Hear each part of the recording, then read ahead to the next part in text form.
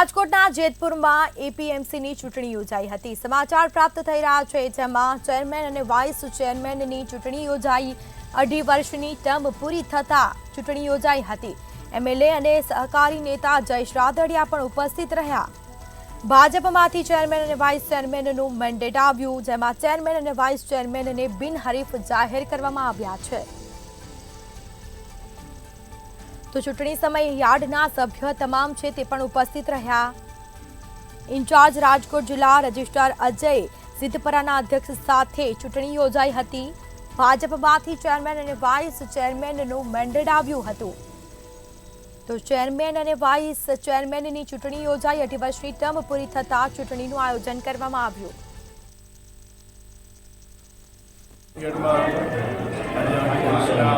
Chairman और vice chairman माटेनी આજે ચૂંટણી યોજાઈ હતી।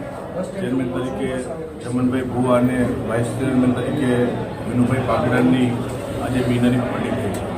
સમગ્ર જિલ્લાની અંદર સહકારી ક્ષેત્રનું માળખું એ સમગ્ર દેશની અંદર અવ્વલ નંબરનું માળખું છે અને રાજકોટ જિલ્લા સહકારી બેંકથી લઈ તમામ જિલ્લાના માર્કેટિંગ યાર્ડો, જિલ્લા લેવલની સંસ્થા હોય કે તાલુકા સંઘ લેવલે હર હંમેશા આ માળખાની અંદર ચૂંટણી ન થાય માટેના હંમેશા અમારા પ્રયાસો હોય છે અને ચૂંટણી કદાચ થાય તો પણ અમારી ભારતીય જનતા પાર્ટીની પેનલનો હંમેશા ભવ્ય વિજય એમાં થયો છે અને અત્યારે સમગ્ર આખા જિલ્લાની અંદર માર્કેટિંગ યાર્ડની અંદર 2.5 વર્ષ પછીના બીજી ટર્મ માટે ચેરમેન વાઇસ ચેરમેનની ચૂંટણીઓ ત્યાં ચાલી રહી છે।